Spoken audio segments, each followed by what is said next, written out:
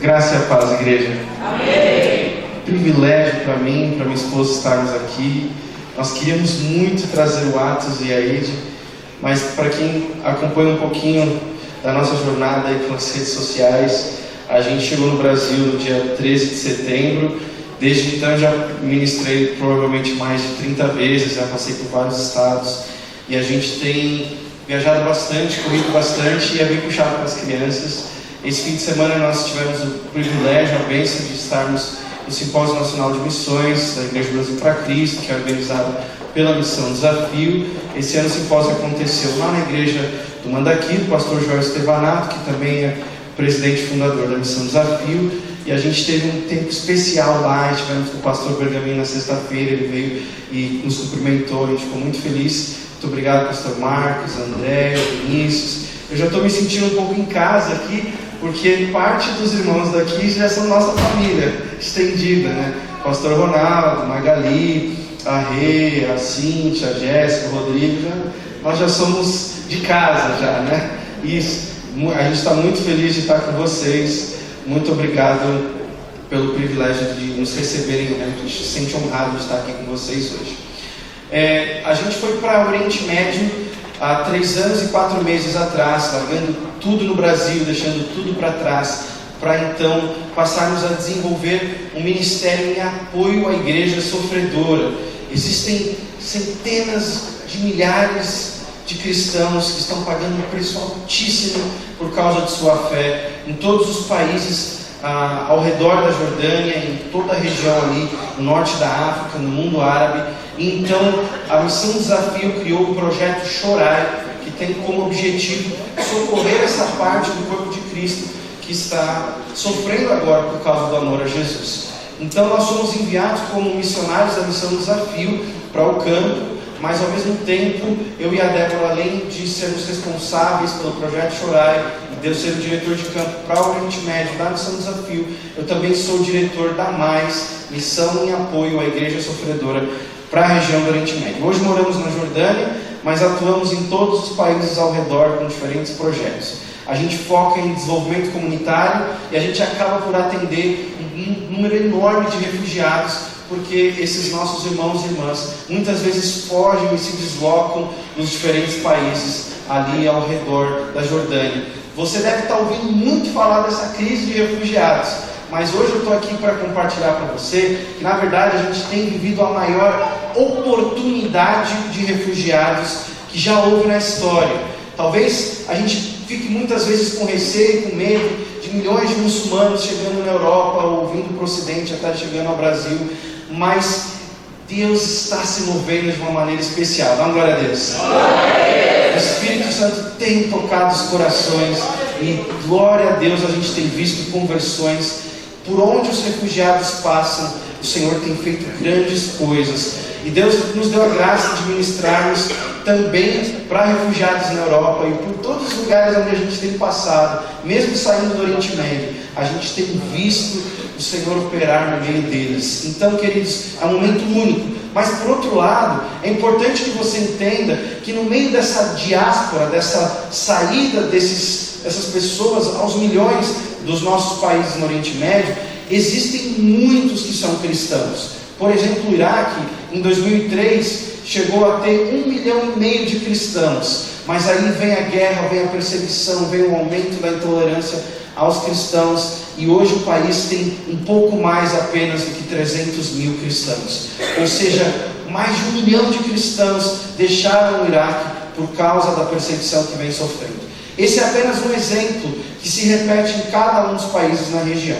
Por isso, quando eu e a Débora chegamos na Jordânia, nós fomos primeiramente bem recebidos pela Convenção Batista Jordaniana. Então a igreja aqui no Carrão tinha me consagrado ao ministério pastoral, me ordenado. Então lá a Convenção Batista Jordaniana me recebeu como pastor e o reino não tem placa, glória a Deus por isso, amém? Então lá fomos designados para uma igreja e aí começamos a servir junto com um pastor jordaniano que veio se tornar o nosso principal obreiro. Inclusive há 2 anos atrás nós o trouxemos ao Brasil e ele ministrou lá no Simpósio Nacional de Missões, o pastor Felipe. Então pegamos a salinha da nossa igreja e abrimos o nosso primeiro projeto, que era uma clínica odontológica. A gente queria atender os refugiados não só com cestas básicas, o que vínhamos fazendo logo no primeiro dia que chegamos, atendendo a demanda de ajuda humanitária, distribuindo colchões, travesseiros, cobertores, fogões de 2 bocas, e toda essa necessidade para quem deixou tudo no país por causa da guerra, da perseguição, e chega à Jordânia sem nada. Hoje a Jordânia acolhe milhões de refugiados, e a gente não queria entrar num ciclo sem fim, então abrimos, depois de fazer uma pesquisa com a comunidade, nosso primeiro projeto de desenvolvimento, que foi a clínica odontológica. Aí 2 meses depois, peguei lá o nosso escritório, pastor não precisa de escritório, aí a gente transformou numa clínica médica. E aí então a gente começou oficialmente a Clínica da Esperança, que cresceu, a gente tomou uma outra sala da igreja, e hoje a gente tem um salão de acupuntura para atender os refugiados, e mais recentemente a Débora abriu uma clínica fitness. Ela é personal trainer, trabalha na área de reabilitação, então ela atende cardiopatas, hipertensos, diabéticos nessa clínica, porque refugiados, muitas vezes por causa dos traumas, desenvolvem doenças desse tipo, e também porque eles não têm acesso ao sistema público de saúde, por isso tem que ir para a nossa clínica. Hoje eles têm acesso por meio do que a gente faz na igreja. A gente, a partir desse momento, começou a formar uma equipe de obreiros. Para a glória de Deus, essa equipe hoje chega a 32 pessoas, das quais eu e a Débora, mensalmente por fé, joelho no chão, mantemos 18 dessas pessoas e suas famílias. Só os nossos obreiros já são mais de $7 mil por mês, e o Senhor tem sido fiel mês a mês com o sustento dessas famílias. A gente então abriu um outro projeto que a gente sonhava, que era de educação, o Centro Comunitário Mais.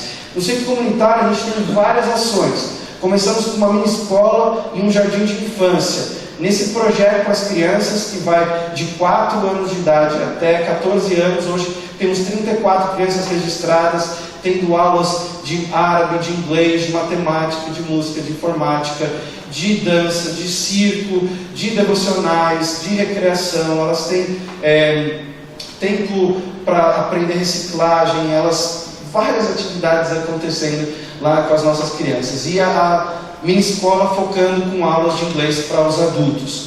A gente abriu depois disso o projeto de mulheres, que é o Gera Mais. Ele é coordenado hoje por um casal que a Missão Desafio enviou para agregar a nossa equipe. Então nós temos um casal de obreiros que veio de Bragança Paulista, da Igreja do Brasil para Cristo, de lá do pastor Fernando Bacarro, e esse casal, César e a Jéssica, hoje encabeçam o projeto que a Débora começou com as mulheres, com 5 mulheres trabalhando num sistema de cooperativa, produzindo peças lindas, que vocês vão depois ver lá atrás, e hoje a gente tem 25 refugiadas no nosso projeto.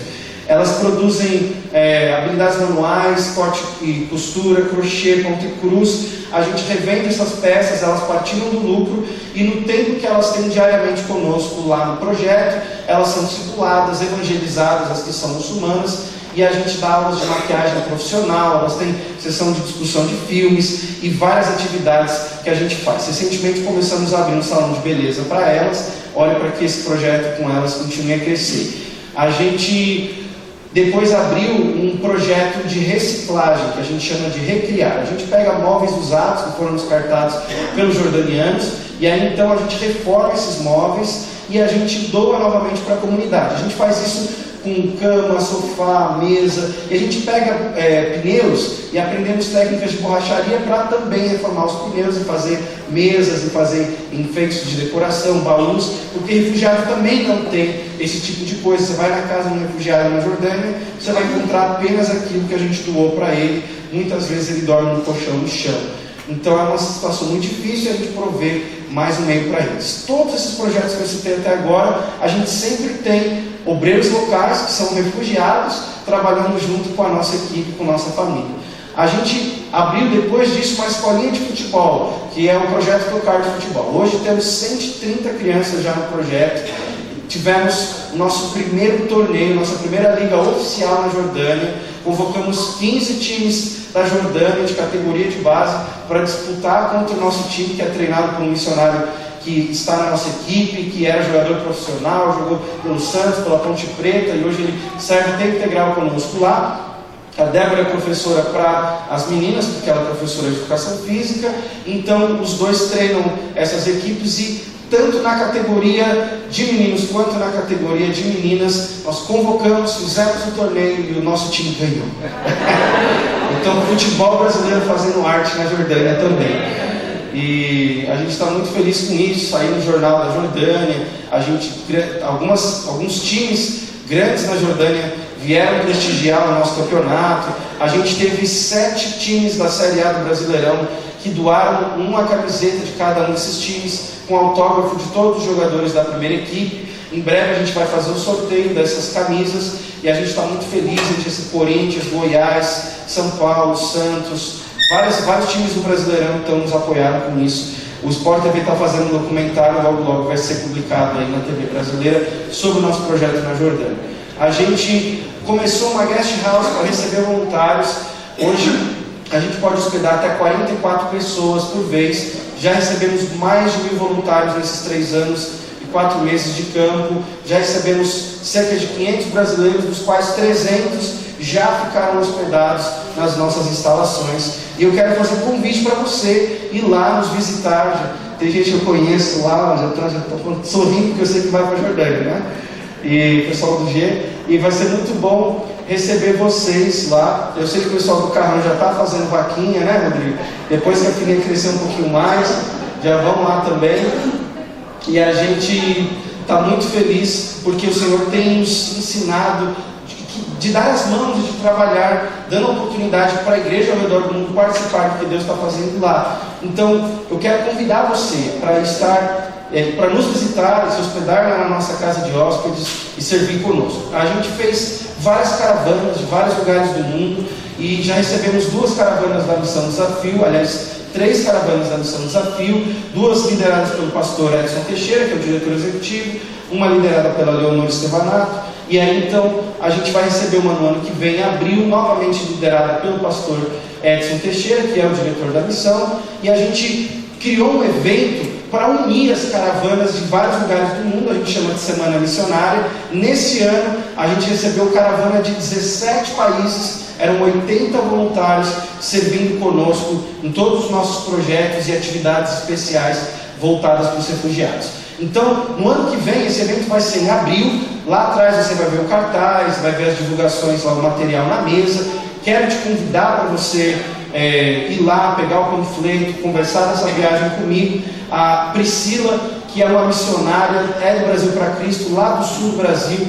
Ela está fazendo toda a organização, a agenciação dessa viagem, sem cobrar nada. Assim, ela não está lucrando em nada com isso. Ela divide em 18 vezes. Se você quiser ir para a Jordânia, essa é uma oportunidade para você fazer isso. E eu vou passar um videozinho para vocês verem um pouco de como foi a Semana Missionária agora, nesse ano de 2017, para você ficar já com um gostinho na boca e ir então na Semana Missionária do ano que vem. E aí você vai poder ver também imagens dos diferentes projetos que a gente desenvolve lá no campo.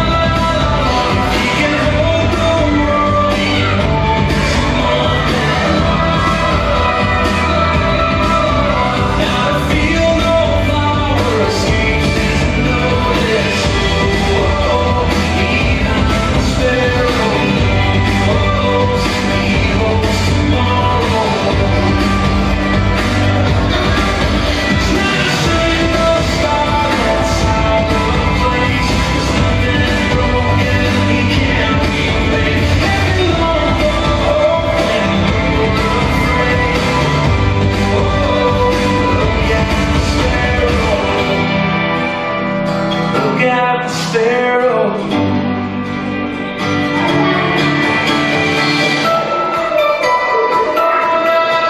If he can hold the world, he can hold tomorrow. Now I feel no power escapes his notice. Oh, even the sparrow knows he holds tomorrow. Even the sparrow knows he holds tomorrow. Deus seja louvado.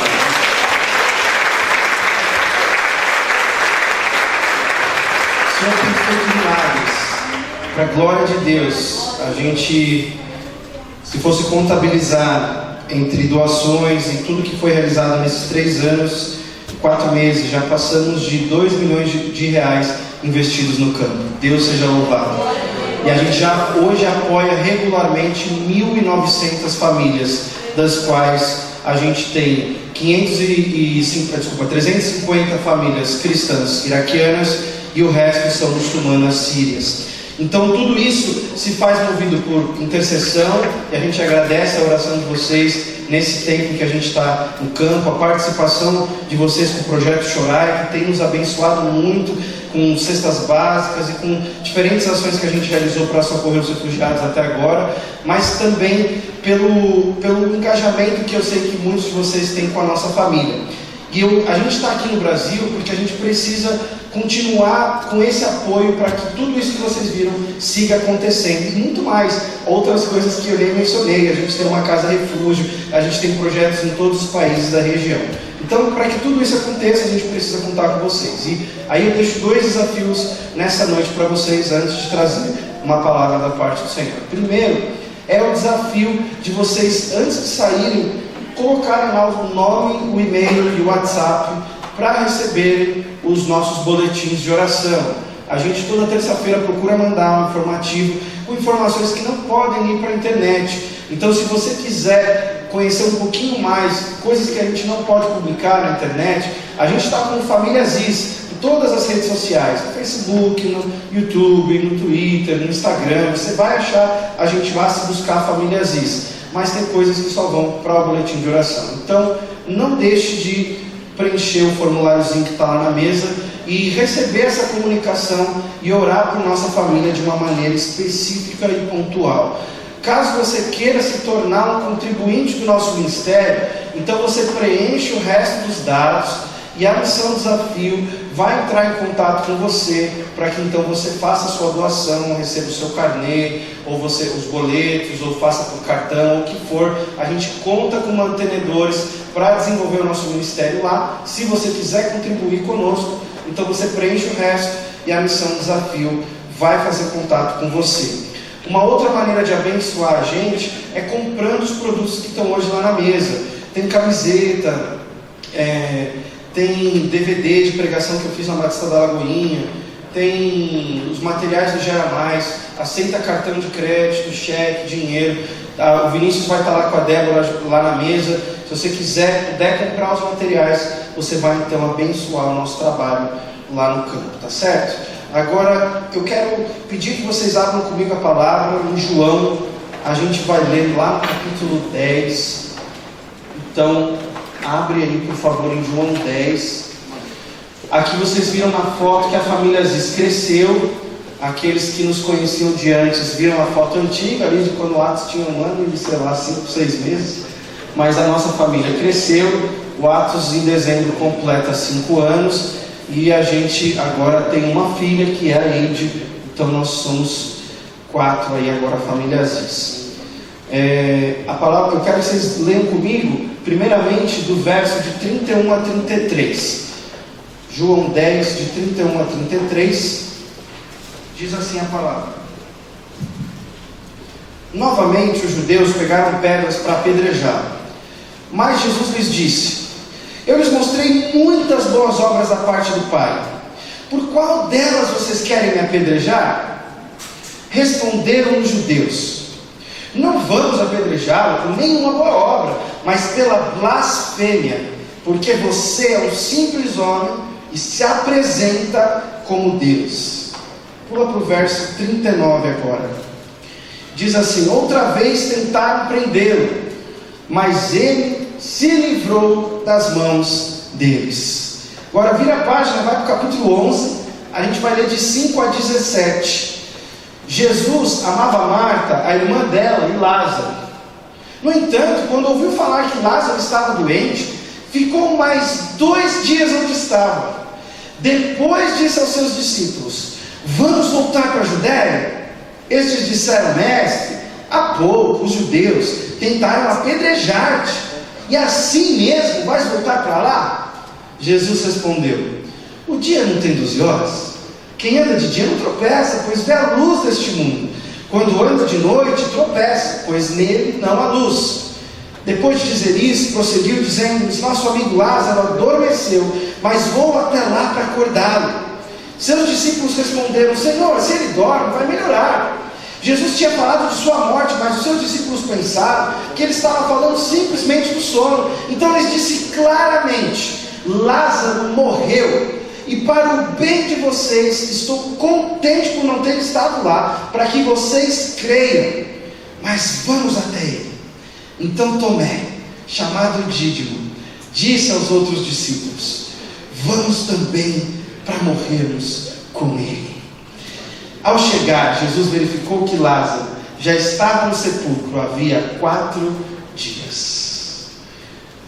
Se você perguntar para qualquer crente qual é a primeira coisa que vem na mente dele quando ele ouve algo sobre o apóstolo Tomé, certamente a resposta quase sempre vai se relacionar àquele incidente em que Tomé não creu na ressurreição de Jesus, e aí então o mestre aparece para os discípulos, permite que Tomé toque em suas feridas, e aí ensina para ele e para nós uma grande lição de fé. Todo mundo sabe essa história, mas eu quero dizer para você que a história de Tomé, ela não começa e nem termina. Tomé, ele foi um dos discípulos de Jesus, e por 3 anos ele caminhou ao lado do mestre, recebendo aos pés de Jesus aqueles ensinamentos preciosos, e sendo abençoado, vendo os milagres, os sinais, as maravilhas que Jesus fazia por todo o canto. Esse homem, assim como os discípulos, teve seu momento de deslize por causa de sua falta de fé, mas é juntamente com os outros, quando ele recebe o Espírito Santo em Pentecostes, que a transformação real, que lhe traz ousadia e certeza, é que acontece. Você ouve muito falar das histórias missionárias do apóstolo Paulo. Eu sou um grande fã dele, um estudioso do apóstolo. Entretanto, Tomé certamente é um dos maiores missionários que já houve na história também. Tomé, ele, depois que recebe o poder do alto, ele começa a pregar pela Judéia, e quando chega a perseguição, ele sobe para Samaria e começa a espalhar o evangelho no norte de Israel. O Espírito Santo então o move para um pouco mais distante, e ele atravessa para o lado dos gentios e começa a pregar na Síria. Ele espalha o evangelho por toda aquela nação, e aí então é movido mais uma vez para ir ainda mais distante. Ele vai até a Índia. É o pioneiro entre os hindus.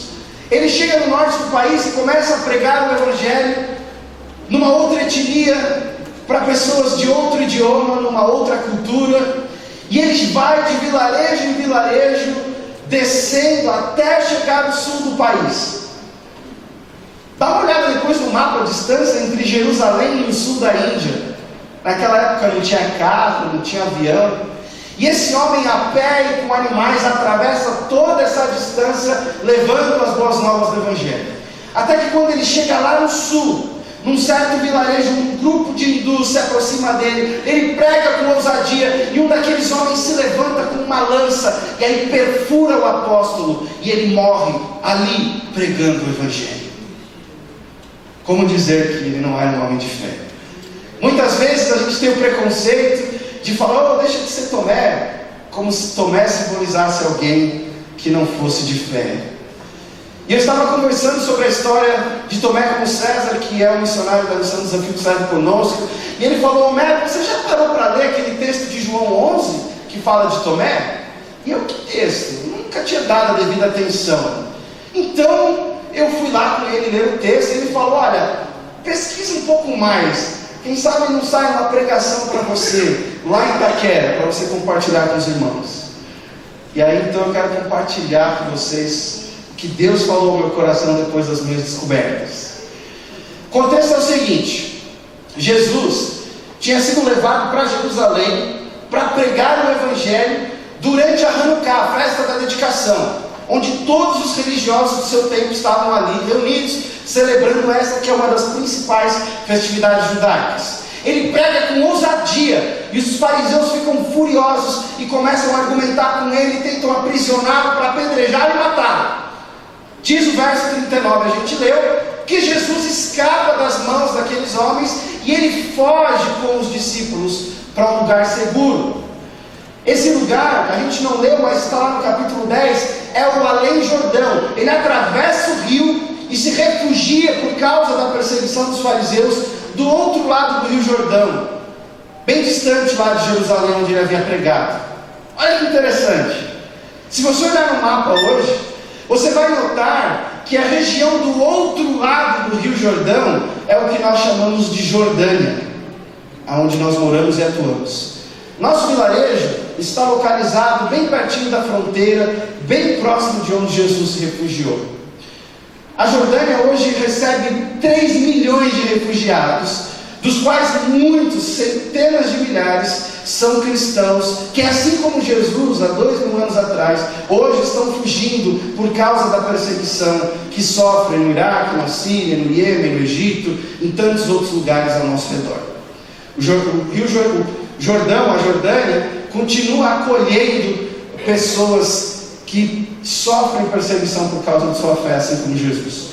É interessante notar também que o último versículo do capítulo 10, a gente não leu, mas está escrito lá, diz que Jesus prega o Evangelho do outro lado do Rio Jordão e muitos creem. Ou seja, desde aquela época, os jordanianos, vamos dizer assim, já estavam aceitando a Jesus. Nos últimos 3 anos e 4 meses eu já batizei mais de 60 pessoas. Dá uma glória a Deus. Dos quais 17 são muçulmanos convertidos. Muitos continuam crendo para o Além Jordão, a mensagem que Jesus segue ministrando na vida daqueles, inclusive os que fugiram. Aí Jesus recebe um mensageiro que diz assim: olha, tem um amigo seu lá em Betânia, um vilarejo pertinho de Jerusalém, do ladinho ali, que ele está muito doente. Era Lázaro. O primeiro versículo que nós lemos do capítulo 11 diz que Jesus amava Lázaro, amava Marta e amava Maria. Mas aí o versículo seguinte, mesmo Jesus sabendo que aquele homem estava doente, estava clamando por socorro, as irmãs queriam que Jesus fizesse algo, diz a palavra que Jesus decidiu ficar mais 2 dias. O que aconteceu com Lázaro? Lázaro morreu. Aí Jesus se levanta. É agora, vamos voltar para a Judéia. Peraí, Jesus, como assim? Eles queriam te matar, te apedrejar ali em Jerusalém, do ladinho de Betânia, e você quer ir para aquela região de novo? Jesus vê que eles não conseguiram entender qual era a sua vontade, ou por que ele estava falando aquilo, então ele conta uma história para eles. Ele fala assim: um dia não tem 12 horas? Olha que interessante e óbvio. Quando está de dia, tem luz, a gente vê o caminho, então a gente não tropeça e não cai. Mas quando está nas outras 12 horas de noite, não tem luz, a gente não vê o caminho, então a gente tropeça e cai. É meio óbvio isso, né? O que Jesus queria dizer para os discípulos então? Olha, existem muitas referências por toda a Bíblia que são claras para mim e para você, de que a palavra de Deus, as Escrituras, elas são para nós como uma luz. Por exemplo, o Salmo 119, 105 diz assim: a tua palavra é lâmpada que ilumina os meus passos e luz que clareia o meu caminho. Então a palavra de Deus, ela tem como objetivo revelar a vontade de Deus para mim e para você. E quando eu e você conhecemos a vontade de Deus, nós então estamos com o nosso caminho iluminado e, consequentemente, não fazemos nada que desagrada a Deus, que está errado. Se a gente conhece o caminho, a gente segue ele. A palavra, ela ilumina os nossos passos. Eu e você temos que buscar iluminar dia a dia as nossas vidas com as Escrituras. Estamos celebrando 500 anos de reforma. E eu acredito que a igreja no Brasil precisa voltar aos princípios da reforma, dentre eles um que diz só a Escritura, em que eu e você precisamos valorizar a palavra de Deus. Você tem iluminado o seu caminho no dia a dia? Essa Bíblia tem uma história muito especial para mim. A gente começou a fazer um projeto de trabalho no Iraque, espetacular, que eu vou dar mais detalhes daqui a pouco, e visitando a casa de um cristão iraquiano que nós passamos a servir por meio desse trabalho. A casa tinha sido bombardeada, explodida pelos terroristas do Estado Islâmico. Mas em todos os cômodos que eu andava, no meio dos escombros, eu encontrava Bíblias para todos os lados. O interessante é que tudo tinha pegado fogo e sido destruído, mas em todos os cômodos haviam Bíblias intactas. De alguma maneira a palavra de Deus permaneceu. Ao mesmo tempo, as Bíblias estavam cheias de comentários, cheias de marcações. Ou seja, aquela família que perdeu tudo por causa de sua fé, teve a sua casa tomada e explodida pelos terroristas, buscava iluminar o seu caminho conhecendo a vontade de Deus, revelada por meio das Escrituras. Essa aqui eu tirei do meio dos escombros. Você vê ainda o que sobrou, o fogo e tal, a destruição. E eu pergunto para você, o quanto você tem valorizado a liberdade que você tem para iluminar o seu caminho? Porque é difícil para nós que vivemos no meio das trevas, muitas vezes fazer isso. O inimigo no nosso contexto tenta impedir que a gente ilumine o nosso caminho. E você aqui tem total liberdade para acender diariamente a sua luz e ver o caminho a seguir. Jesus queria nos ensinar sobre o dever de obedecer à vontade de Deus. Ele estava falando para os discípulos: olha, eu estou indo lá de volta para aquela região, para Betânia, mesmo sabendo da perseguição dos fariseus, porque é a vontade de Deus. Vocês têm que me seguir, vamos lá fazer a vontade de Deus. Não importa o que, quando, tudo que fizermos deve refletir a vontade de Deus e não a nossa. Tem muito crente hoje tropeçando e caindo pelo caminho, porque não ilumina o caminho pela palavra de Deus. Está com o caminho obscurecido e aí vive caído. E Jesus, ele cumpriu a vontade de Deus de tal maneira, tão perfeitamente, que ele se tornou a própria luz. Ele diz assim em João 8,12: eu sou a luz do mundo, quem me segue nunca andará em trevas, mas terá a luz da vida. Ou seja, porque ele fez a vontade de Deus perfeitamente, ele pode falar: olha, me segue, eu sou a luz que vai iluminar o seu caminho. Enquanto você seguir os meus passos, o teu caminho está iluminado. Vamos seguir Jesus. Só que os discípulos não entenderam. E aí eles começam a argumentar: não, mas Lázaro, se está dormindo, né, vai acordar. Que aí Jesus tem que ser objetivo.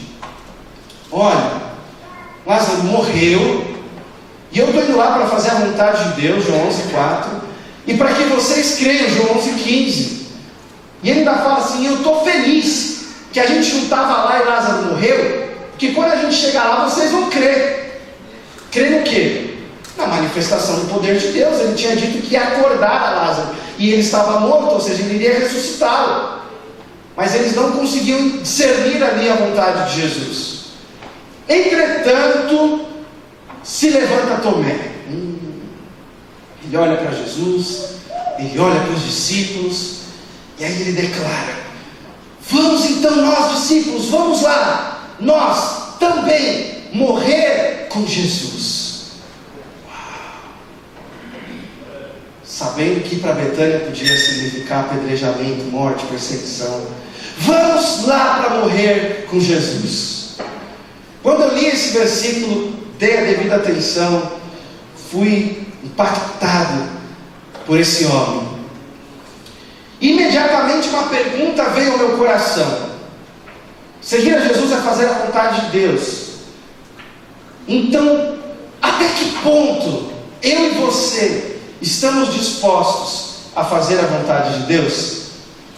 Até que ponto eu e você estamos dispostos a fazer a vontade de Deus? E aí eu voltei para o texto e encontrei algumas respostas. A primeira é de que existem algumas pessoas que só estão dispostas a fazer a vontade de Deus quando lhes interessa, só quando convém. É fácil da gente encontrar esse grupo no texto. É só a gente fazer um contraste entre Jesus e os discípulos. Jesus tinha uma mensagem para pregar, olha só. Jesus vai para Jerusalém durante a Hanukkah. Estavam ali reunidos os fariseus, os saduceus, os zelotes, todos os religiosos da época de Jesus estavam lá, próximos do templo, participando das festividades, e ele prega de tal maneira que aqueles homens entendem a palavra, porque ela foi objetiva, ousada. Ele começa a argumentar com eles, e ele pergunta assim: olha, por quais boas obras vocês querem me matar? E aí os fariseus respondem assim: não, Jesus, não é por causa de boas obras não, é porque você que é mero homem, se diz ser Deus. Olha que pregação ousada essa de Jesus, ao ponto de que aqueles homens entenderam o que estava ali de verdade, por detrás de tudo que Jesus era e fazia e dizia. Ele é o Filho de Deus. É a mesma coisa, pensa assim, ó, o perigo que Jesus enfrentou. Vamos comparar, se fosse fazer uma analogia nos dias de hoje, é a mesma coisa que você pegar um muçulmano convertido da minha igreja, que eu evangelizei, discipulei, batizei, enviar esse cara lá para a Arábia Saudita, o país mais fechado do mundo muçulmano, para ele ir lá em Meca, que é a cidade que é o centro do islamismo no mundo, lá onde fica a Kaaba, aquela caixa preta em que os muçulmanos ficam girando ao redor dela. E aí então você pedir para esse homem, durante a peregrinação dos muçulmanos a Hajj, ele se levantar no meio de todo aquele povo e dizer: Jesus é Deus. O que você acha que vai acontecer com esse cara? Os fariseus ficaram malucos ali, eles se aproximaram rápido de Jesus, eles queriam apedrejá-lo e estavam ali tentando aprisioná-lo, e ele escapou. Olha o perigo. Já os discípulos, por outro lado, quando eles chegam com o mestre do outro lado do Rio Jordão e entram naquela zona de segurança, de conforto, de comodidade, aonde não haviam riscos, então Jesus de repente chega para eles e fala: vamos voltar agora lá, para o meio do perigo. Peraí, Jesus, agora há pouco eles queriam te apedrejar ali e você quer voltar para lá? Em outras palavras, você está maluco? Você quer morrer? Você quer que a gente morra com você? Os discípulos queriam fazer a vontade de Jesus somente quando lhes interessava. Eles queriam uma vida sem riscos, seguindo ao Mestre, sem sacrifício, sem sofrimento, aquele evangelho açucarado que muitos hoje seguem, querendo fazer a vontade de Deus só quando é boa para seus enormes egos, só quando traz conforto, paz, comodidade, cura, bênçãos, milagres, prosperidade. Mas quando Jesus fala: dê outra face, quando Jesus fala: ore pelos que te perseguem, ame os seus inimigos, quando Jesus fala: bem-aventurados são os perseguidos, quando Paulo fala: se você quiser viver piedosamente Cristo Jesus, será perseguido. Opa, esse aí eu não quero não. É o evangelho do bem-estar. Quantas vezes a gente mesmo decidiu fazer a nossa própria vontade, a despeito de fazer a vontade de Deus quando ela era conhecida e clara? A igreja no Iraque tem nos ensinado dia a dia que existem irmãos diferentes, que não fazem a vontade de Deus só por interesse. Essa foto eu tirei recentemente num vilarejo chamado Karakosh. Ali haviam 1.800 famílias cristãs. E o Estado Islâmico, em junho de 2014, tomou conta de todos os vilarejos cristãos na planície de Nínive, no norte do Iraque. Um lugar que chegou a abrigar, como eu mencionei anteriormente, 1,5 milhão de cristãos. Karakosh tinha as maiores igrejas, essa era a maior delas. O Estado Islâmico passou a usar a igreja como uma base militar para treinamento de tiro. Quando eles entenderam que iam perder o conflito no vilarejo, recentemente, eles então explodiram a igreja. Porque se eles não poderiam usar aquele espaço, os cristãos tampouco fariam. Talvez você tenha recebido mensagem no seu celular: 25 cristãos estão sendo decapitados em Karakosh, ore agora. Quem recebeu essa mensagem no celular ou na internet? Foi nesse vilarejo. De fato, entre junho e agosto de 2014, muitos cristãos morreram naquele lugar. Essa imagem eu tirei num vilarejo chamado Bartala. O projeto que eu mencionei é que a gente começou a plantar a igreja, o Iraque para Cristo. Dá uma glória a Deus. E a gente foi abençoado, porque Deus nos levou para bem pertinho de onde o Estado Islâmico teve o seu epicentro, em Mossul. A nossa igreja está a 7 quilômetros desse vilarejo, dessa cidade, um vilarejo chamado Bartala. Em Bartala a gente passou a ver o sofrimento desses cristãos logo lá atrás, porque muitos dos iraquianos da nossa igreja na Jordânia, que nós atendemos, servimos, batizamos, amamos, são desse vilarejo. Essa casa é de uma família dessas, que vivia em Bartala, e no dia 10 de junho, teve que tomar uma decisão muito difícil. 10 de junho de 2014, saíram para fora de casa e encontraram esse símbolo marcado em sua parede, na garagem. É a letra N no árabe que dá início à palavra Nasrani, que significa nazareno. É o termo usado pejorativamente pelos terroristas para menosprezar os cristãos e marcar as casas para depois persegui-los, extorquí-los, matá-los. 125 mil famílias cristãs tiveram que tomar uma decisão quando viram suas casas marcadas. Elas tinham 3 opções. A primeira, elas poderiam virar muçulmanas e ia ficar tudo bem, a vida ia seguir. Elas podiam pagar uma taxa para os terroristas todos os meses, chamada jizya, correndo o risco de, vivendo debaixo do controle dos terroristas, de serem depois extorquidos, de terem suas mulheres e filhas sequestradas, escravizadas, de talvez morrerem e de passarem por grandes terrores.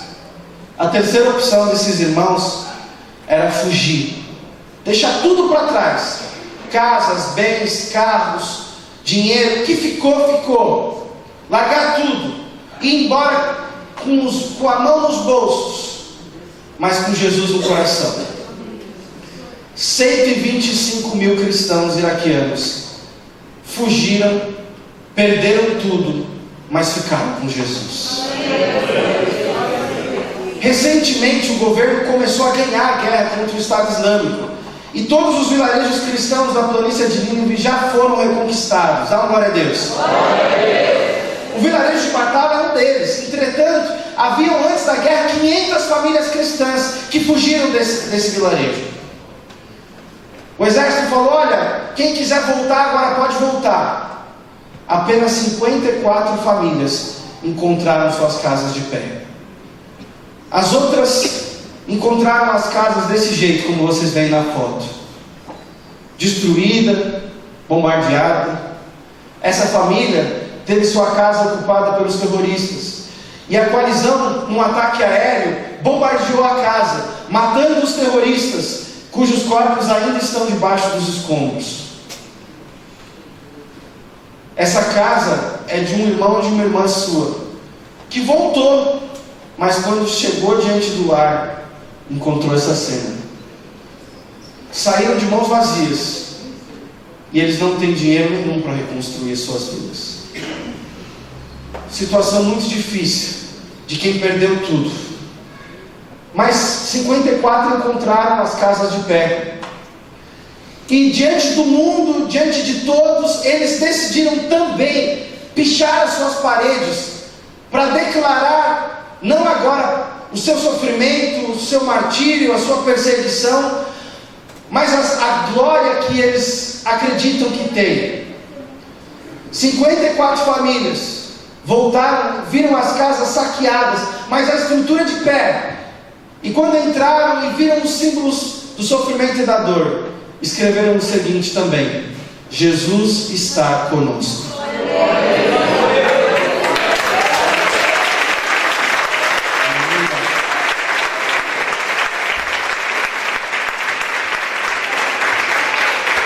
Esses não são daqueles que só seguem a vontade de Deus por interesse. Eles entendem que todas as coisas cooperam para o bem daqueles que amam a Deus, a saber, os que creem em seu nome. E Jesus está sempre com aqueles que creem nele. Você crê nele? Amém. Jesus está conosco.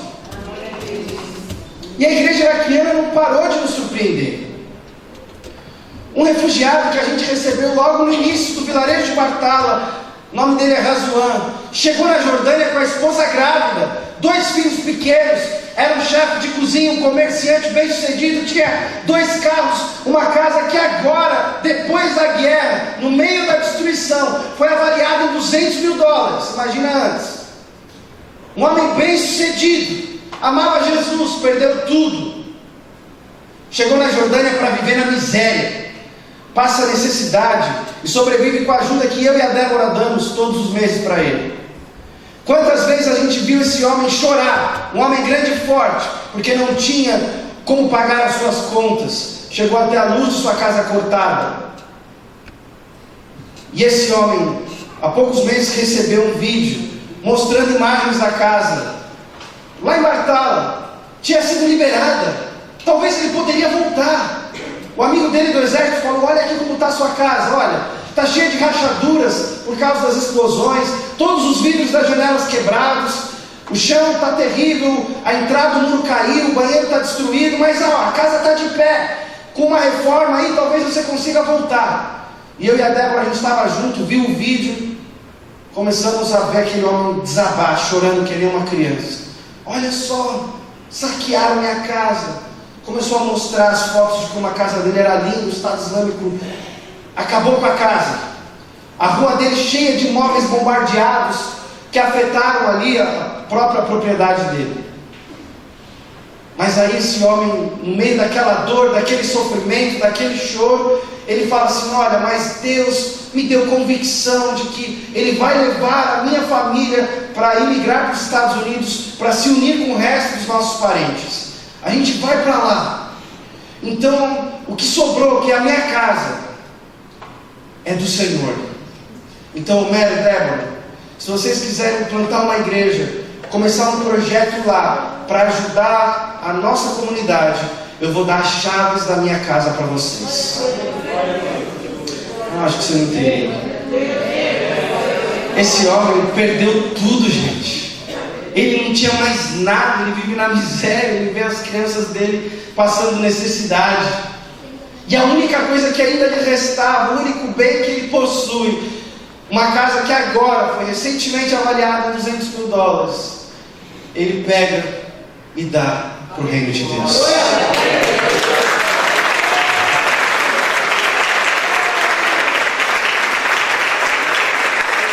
A pergunta vem no meu coração: até que ponto eu e você estamos dispostos a fazer a vontade de Deus? Razuan não é daqueles que só faz a vontade de Deus por interesse. Eu e a Débora pegamos o primeiro voo e fomos para o Iraque. E aí então visitamos das 54 famílias que voltaram para Bartala, 35 famílias. Levamos cestas básicas, oramos por cada uma daquelas famílias, encorajamos elas.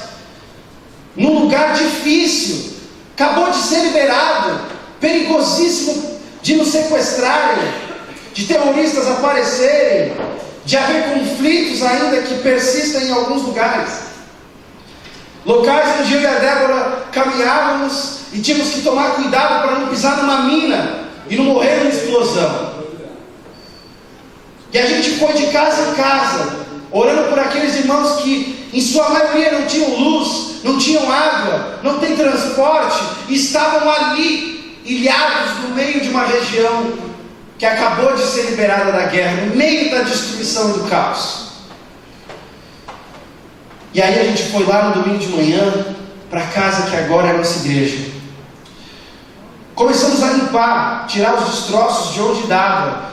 Começamos a organizar 2 dos cômodos e a parte externa da casa, o máximo que dava. Tiramos os vidros do chão, para as crianças que fossem vir não se cortarem. Organizamos o máximo que dava, não tinha luz, não tinha água. A gente trouxe baldes de água e a gente foi limpando do jeito que dava. Pegamos os móveis destruídos, fizemos os nossos bancos para reunir ali a nossa igreja no nosso primeiro culto evangélico, numa região que nunca teve em sua história uma igreja evangélica. Primeira igreja evangélica na província de Nínive.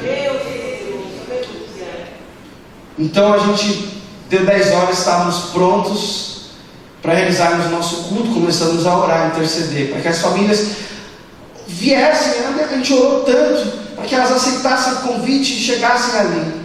Os minutos foram passando, e assim, tipo, 10:10, a gente começou a ver uma movimentação na rua, no meio dos escombros, destroços, tudo destruído. A gente viu pessoas andando.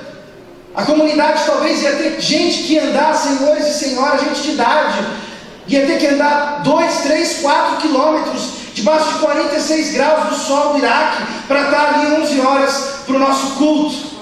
Não tem Uber, não tem táxi, não tem ônibus, não tem nada.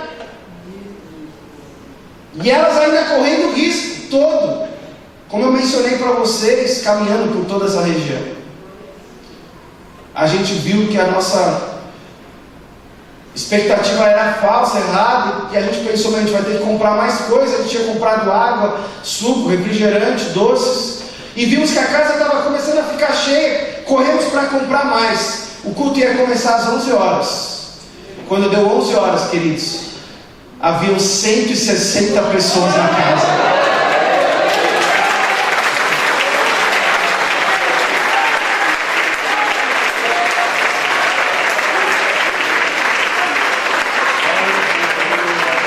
E às vezes a gente reclama de ir numa igreja tão bonita como essa, com ar-condicionado, com cadeiras, com comodidade.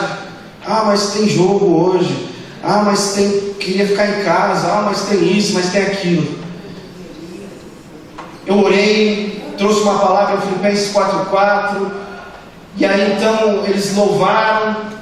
E aí pediram para eu orar por cada um, e eu ungi cada uma das pessoas. Ficamos ali quase 1 hora orando e ungindo as pessoas. E durante 2 semanas eu recebia mensagens da comunidade pedindo que a gente voltasse ali para continuar pregando a palavra de Deus, porque eles estão famintos por ouvir a palavra de Deus. Agora, na primeira semana de dezembro, eu estou voltando para lá, levando comigo o desafio de levantar $12.000 para que a gente possa então terminar a reforma desse espaço, porque agora é nosso, é a nossa igreja. E a gente quer transformar também num espaço de centro comunitário para desenvolver diferentes projetos. Só que a gente vai precisar reformar por causa das rachaduras, das janelas destruídas, vai ter que trocar piso, arrumar a entrada, vai ter que fazer muita coisa. E eu preciso levantar $12.000, dos quais, esse quase 1 mês de ministrações no Brasil, todos os dias que eu preguei 4 vezes, dias que eu falei 9 horas no mesmo dia, eu já consegui levantar mais de $6.000.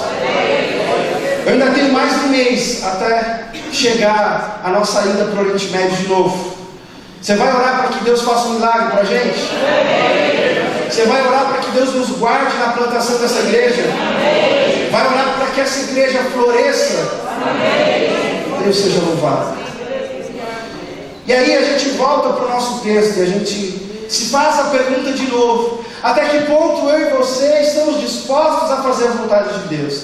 Se tem algumas pessoas que só fazem por interesse, tem outras que só fazem por obrigação. são os próprios fariseus que perseguiram Jesus. Eles eram os extremistas de sua época e se diziam conhecedores da lei de Deus, da sua vontade, e tinham o sistema instituído ao qual todos deveriam seguir, ou então deveriam ser punidos, porque estariam errados e em pecado se não o fizessem. O manual de vida dos fariseus continha regras para tudo na vida: como se vestir, como comer, como ler a Torá, como ir à sinagoga, como se portar, como se relacionar, até como Deus deveria agir. A religião que eles criaram oprimia as pessoas e elas somente seguiam o que eles diziam por obrigação. Hipocrisia, igualzinho aos religiosos dos nossos tempos. A religião, queridos, nos ensina sobre regras e sobre leis, quando Deus nos ensina sobre relacionamento e graça. Eu e você não podemos seguir ao cristianismo como uma mera religião, mas temos que seguir a Jesus como nosso Senhor, Deus e Salvador. Aleluia!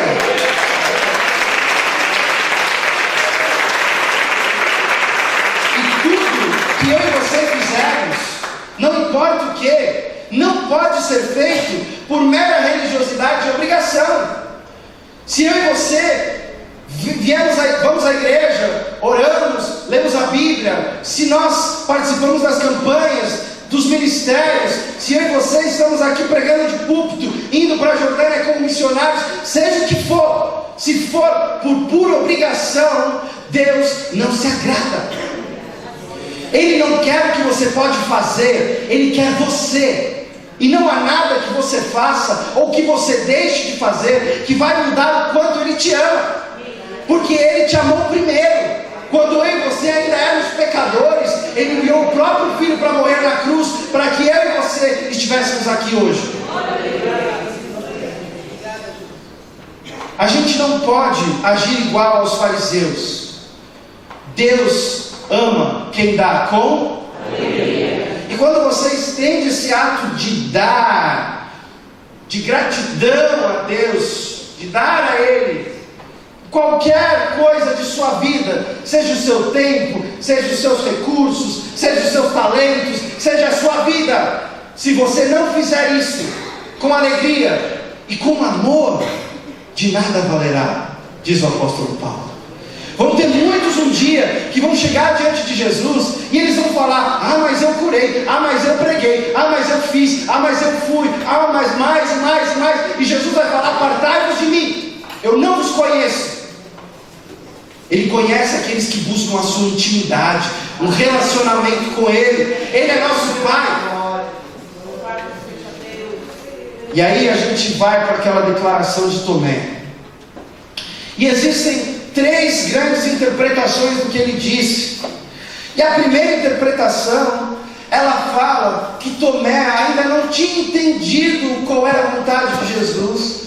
E aquela frase que ele disse: vamos nós lá também para morrermos com ele, era com um sentido simbólico. Essa morte que Tomé teria expressado não seria uma morte física, mas algo como espiritual, de um ensinamento. Talvez ainda pensando que Lázaro estava dormindo e não morto. Então ele simboliza aquela obediência a Jesus e aquela morte. Não era isso. Jesus foi claro e ele disse: Lázaro morreu. Era uma morte física. Mas alguns pesquisadores dizem que talvez Tomé teria entendido ainda assim daquela forma, mesmo que no versículo anterior, como a gente está vendo aqui, Jesus tinha dito tão claro que Lázaro tinha morrido. Se essa interpretação é real, e eu quero crer que não, Tomé, ele teria agido igual aos fariseus. Jesus estava ali na frente dele, e ele expressou a sua vontade.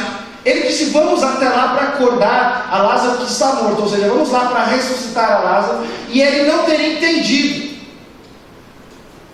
Olha só, os fariseus diziam que conheciam a Deus, iam à sinagoga todos os dias, oravam e mostravam para todos a sua espiritualidade.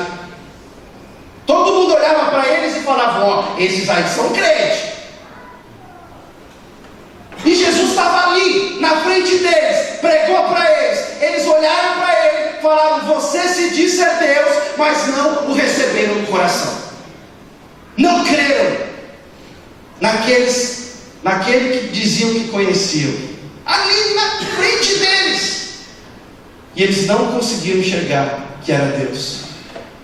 Estavam presos ao sistema religioso, estavam presos à sua própria vontade. Quantas vezes eu e você agimos assim? Jesus fala A e a gente faz B. Jesus fala, o Espírito Santo vem, Ele tem misericórdia, Ele usa profeta, Ele usa a palavra, Ele usa, e a gente fala: não, Jesus, eu quero fazer do meu jeito. Quantas vezes a gente agiu igual aos religiosos, preso às nossas vontades e aquilo que a gente entende que é melhor para nós, segundo a nossa falsa interpretação do que Deus quer. Às vezes a gente pensa que Deus quer, mas na verdade é a gente mesmo que quer, e usa o nome de Deus para justificar o nosso desejo. Agora, tem uma outra interpretação que também é terrível, e eu quero crer que não é a correta, mas talvez Tomé, com medo da perseguição dos fariseus, com medo do que poderia acontecer se eles fossem lá para Betânia, deles serem apedrejados e mortos, ele então é meio sarcástico com Jesus, e ele fala assim: vamos nós também para morrermos com ele. É nosso mestre, está falando para a gente ir, falou vamos, então vamos lá, né? Fazer o quê? A gente é seguidor, ele é nosso mestre, quem pode, quem manda, quem quer o ditado? Quem pode, manda. Isso, é a primeira vez que eu me lembrei disso. Mas é isso aí, não é? Aí o cara fala: tá bom, né? Jesus está falando, vamos lá, né? Mais um culto de missões na igreja. Vamos lá. Mais uma campanha de 12 dias. Tem que dar o dízimo e a oferta, né? Vamos lá, né? Vai ter atividade na igreja. Puxa, mas hoje tinha jogo. Vamos lá, né? O que vão pensar de mim se eu não for? Vão falar que eu estou assistindo o jogo. Aí a pessoa vai por obrigação, por religiosidade, sem amor, sem alegria. Vamos lá, mestre. Fazer o quê? Mas eu creio que a igreja aqui de Itaquera não faz parte desse grupo, amém? Amém. E tem um terceiro grupo aqui na palavra, que esse grupo sim, esse impressiona a gente. Se a pergunta é até que ponto eu e vocês estamos dispostos a fazer a vontade de Deus, a gente sabe que sempre vão ter aqueles que só fazem por interesse, sempre vão ter aqueles que só fazem por obrigação, mas tem alguns que vão cumprir e fazer a vontade de Deus até o fim. E eu creio que essa igreja é desse grupo. Então eu vou perguntar e vocês vão responder. Até que ponto vocês estão dispostos a fazer a vontade de Deus? Até o fim. Aleluia. Não é para o pastor, não. E quando a gente olha para a palavra, a gente encontra com rapidez ali o melhor exemplo de todos, que é Jesus. Jesus, ele vivia para fazer a vontade de Deus até o fim. Olha só, ele fala em João 6,38: pois desci dos céus, não para fazer a minha vontade, mas para fazer a vontade daquele que me enviou. Ou seja, cada segundo, minuto, dia, hora, mês, ano da vida de Jesus era para fazer a vontade de Deus. E ele buscava fazer essa vontade de tal maneira que ele chega a dizer assim: a minha comida, em João 4,34, é fazer a vontade daquele que me enviou e concluir a sua obra. A minha comida. Quando eu e você estamos com fome, a gente está faminto, a gente vê aquele desejo, aquela vontade, que só é saciada quando a gente come. Jesus fala assim: olha, a minha comida, o que sacia a minha fome, o que satisfaz o meu desejo, é fazer a vontade de Deus. Hoje acabou o simpósio, acabou a tarde, a gente ficou atendendo as pessoas, ficamos lá até 2 e pouco da tarde. Eu já estava com a barriga fazendo barulho. A Débora falou: olha, tem um amigo que abriu um restaurante de comida nordestina, vamos lá? Eu falei: vamos, adoro comida nordestina. Já cheguei lá, já fui lá na carne de sol com baião de 2, e aí já veio aquela manteiguinha lá de garrafa, e aí aquela macaxeira e tal, eu já estava assim. E eu só me satisfiz até que eu não conseguia mais nem respirar de comer. Porque quando você está com vontade, você só vai satisfazer isso quando você come. Jesus estava 40 dias no deserto, fazendo jejum. Chega Satanás, qual é a primeira tentação? Transforma aí essa pedra em pão. Aí olha só a resposta de Jesus: nem só.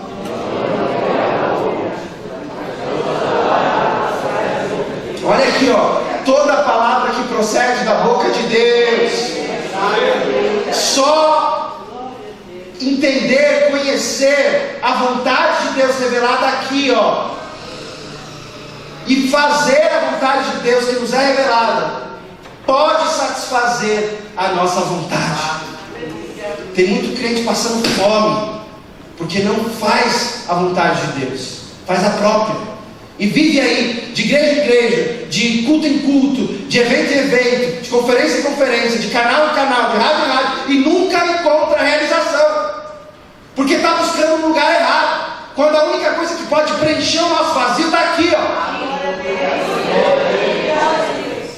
Jesus tinha tamanha intimidade com o Pai, que ele chega ao ponto de falar assim, João 5,19: eu digo verdadeiramente que o Filho não pode fazer nada de si mesmo, nada, só pode fazer o que vê o Pai fazer, porque o que o Pai faz, o Filho também faz.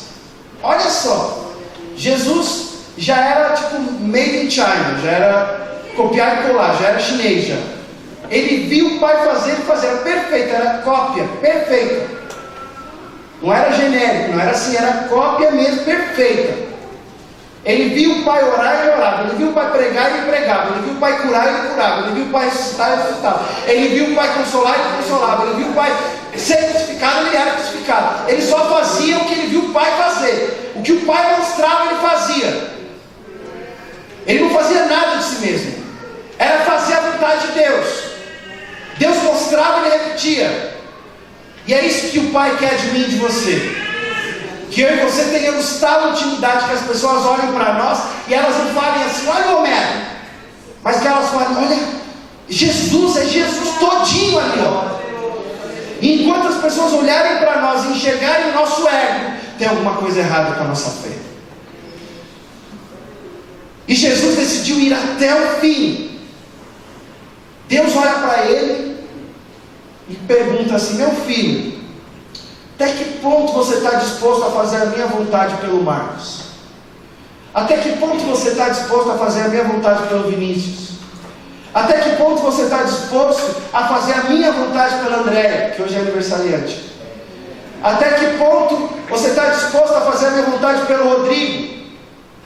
Jesus eleva os olhos para o céu no jardim de Getsemane: meu Pai, se possível, afasta de mim esse cálice, porque eu e você nós não somos merecedores, somos sujos, pecadores, mas Ele nos amou. E aí Ele levanta seus olhos e Ele diz: contudo, não seja como eu quero, mas como tu queres. E Jesus vai até o fim por você, meu querido. E se você está aqui hoje é porque Ele foi até o fim por você.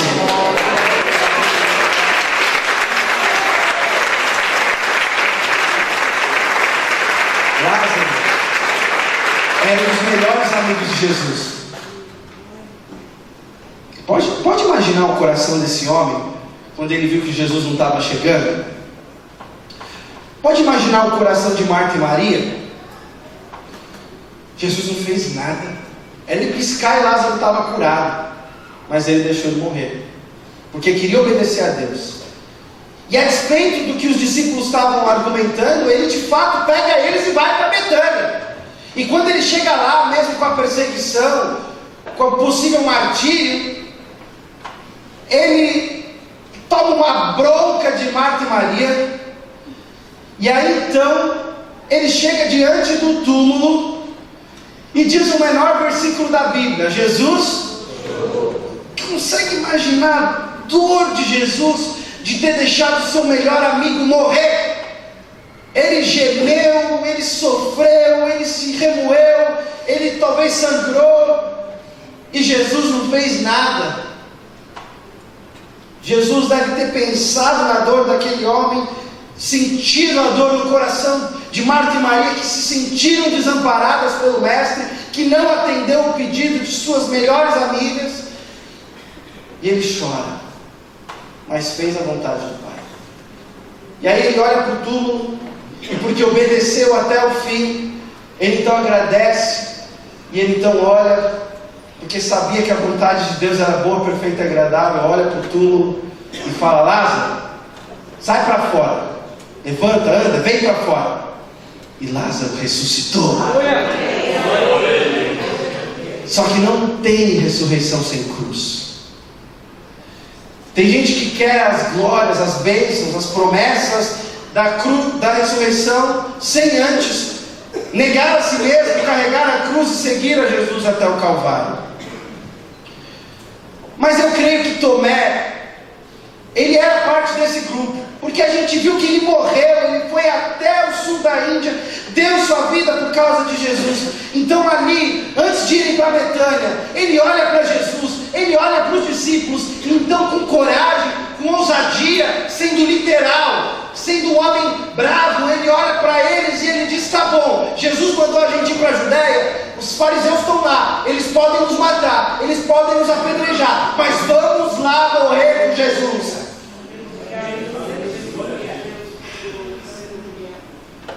Quantas vezes eu e você declaramos isso?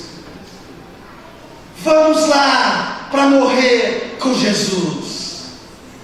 É fácil dizer, vamos viver, mas até que ponto eu e você estamos dispostos a dar a vida por esse que é o nosso melhor amigo, por esse que não poupou a si mesmo por nós, por esse que foi até o fim por mim e por você?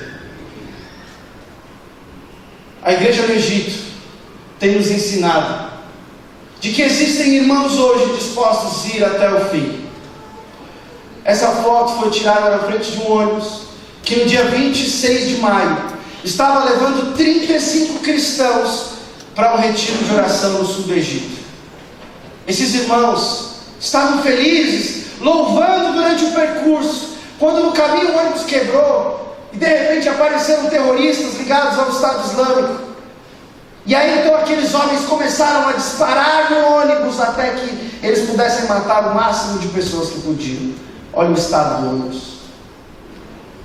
28 cristãos morreram naquela manhã, há poucos meses atrás. Toda vez que você ouvir que cristãos estão morrendo no Egito ou em qualquer outro país da nossa região, tenha certeza de que eu e a Débora estamos pegando o primeiro voo para apoiar as famílias desses mártires. E não foi diferente. No meio da festa do sacrifício, onde haviam ali a Irmandade Muçulmana, geralmente queima igrejas nessa região do Egito, persegue os cristãos, a Débora foi até lá, se colocando em risco, passando pela mesma estrada onde aqueles cristãos foram mortos.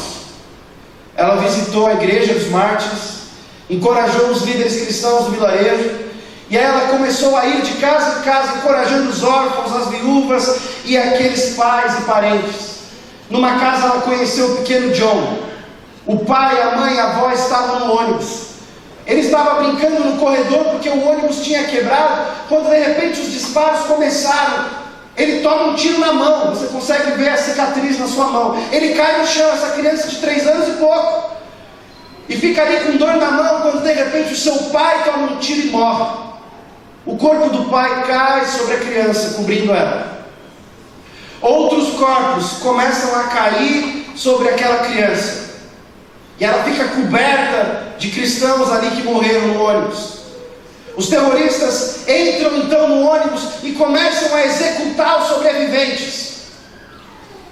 Mas porque essa criança estava coberta por aqueles cadáveres, eles não viram ela e não a mataram. O pai morto salvou a vida do filho. A avó que sobreviveu por um milagre, depois que os terroristas saíram, arrasta o pequeno John de debaixo dos corpos. E ele estava com feridas internas por causa do peso daqueles homens e mulheres. E mesmo com a dor na mão e com a dor na barriga, ele volta a correr no corredor como se nada tivesse acontecido, até que o resgate chegasse. Numa outra casa, Débora visitou 5 crianças, cujos pais estavam no ônibus, o pai e a mãe, e os 2 foram mortos, deixando 5 órfãos, entre 2 meses e 6 anos de vida, escadinha. A Débora entrou naquela casa pobre no sul do Egito, no meio do calor e daquela miséria, e aquelas crianças no chão, ali esperando os pais voltarem. Mas a gente sabe que eles não vão mais voltar. Numa outra casa, a Débora conheceu a história impressionante da irmã Nádia, que é essa senhora ao lado dela. Essa irmã estava com quase toda a sua família no ônibus. Ela perdeu 8 de seus parentes. Ela estava sentada no fundo e ela viu o marido ser executado. Ela viu o seu irmão ser executado.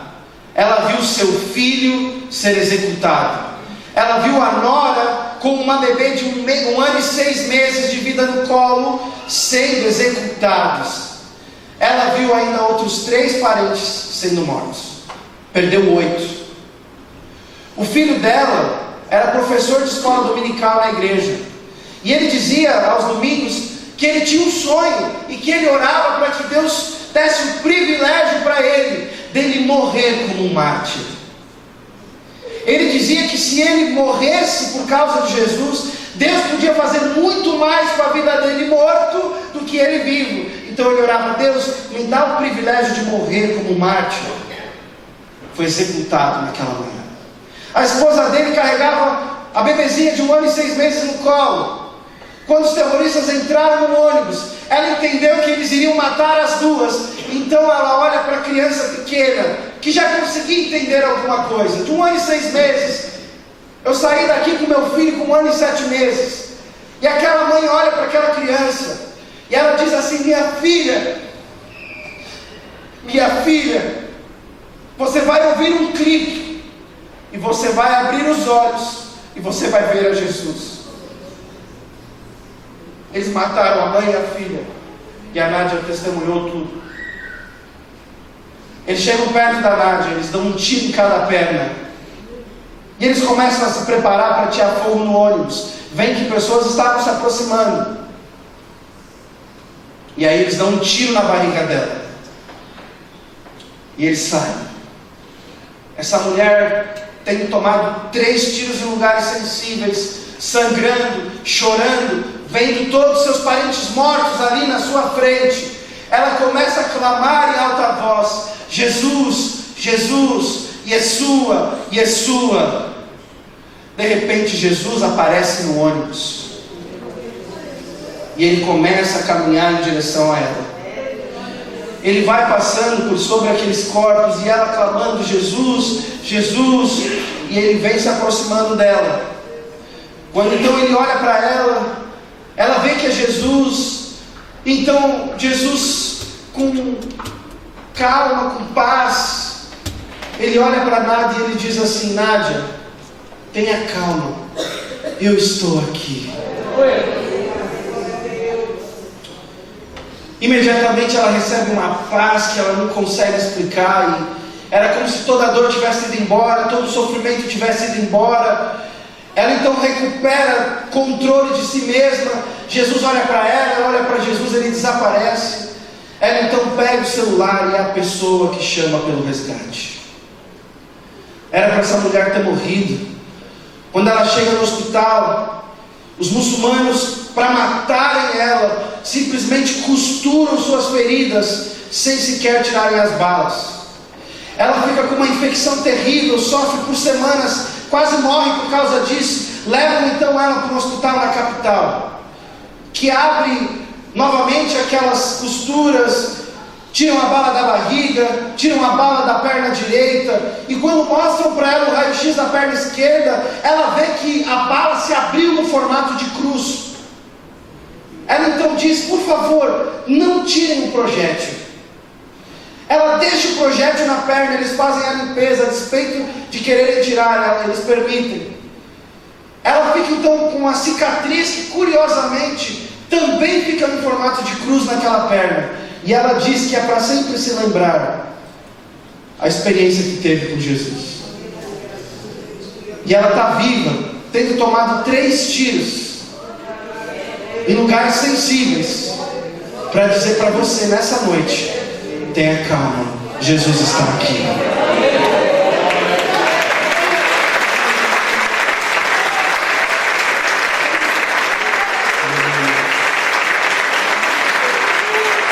Até que ponto eu e você estamos dispostos a fazer a vontade de Deus? Eu creio que essa igreja de Itaquera responde para Jesus até o fim. Por isso feche seus olhos. Pai, em nome de Jesus, nós te louvamos por essa noite, te agradecemos, ó Deus, porque o Senhor nos amou primeiro, e o Senhor nos agracia com o privilégio de seguirmos ao Senhor até o fim, mesmo que se temos que carregar uma cruz que talvez seja pesada, que talvez seja dolorosa. Ó Deus, o Senhor está conosco. O Senhor está com a igreja iraquiana, o Senhor está com a igreja egípcia, o Senhor está com a nossa igreja na Jordânia, e o Senhor está aqui agora. A tua palavra é verdadeira, o Senhor é a luz que ilumina o nosso caminho, e as Escrituras nos garantem que onde 2 ou mais estiverem reunidos no teu nome, ali o Senhor estaria. Por isso nós te adoramos nesta noite, porque o Senhor está aqui. Aleluia! A tua presença é real.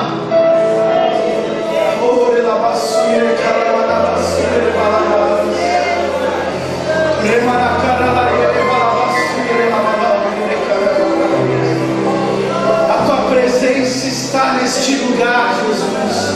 O Senhor nos disse que estaria conosco até a consumação dos séculos, e nós cremos na tua palavra.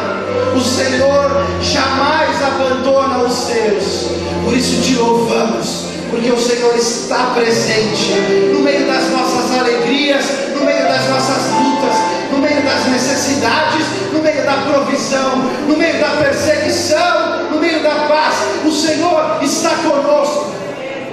O Senhor está com todos aqueles que estão dispostos a fazer a tua vontade, não por interesse, não por obrigação, mas até o fim, por amor, com alegria, porque o Senhor nos amou primeiro, e o Senhor se regozija com a nossa salvação em ti. Te louvamos, Pai, pelo privilégio que o Senhor nos dá de declararmos nessa noite: o Senhor é Deus, o Senhor é nosso Pai, o Senhor é nosso Mestre, e nós o seguiremos até o fim. Por isso vamos também morrer com Jesus. Dá-nos a graça de sermos fiéis até a morte, e se não passarmos pelas tribulações que essa parte do corpo sofre, ainda assim nos ajude a sermos santos e honrados e dignos do teu nome, Jesus, e de vivermos a vida, o Evangelho que Jesus quer que vivamos e não o nosso. Nós oramos em nome de Jesus. Amém. Deus os abençoe, queridos.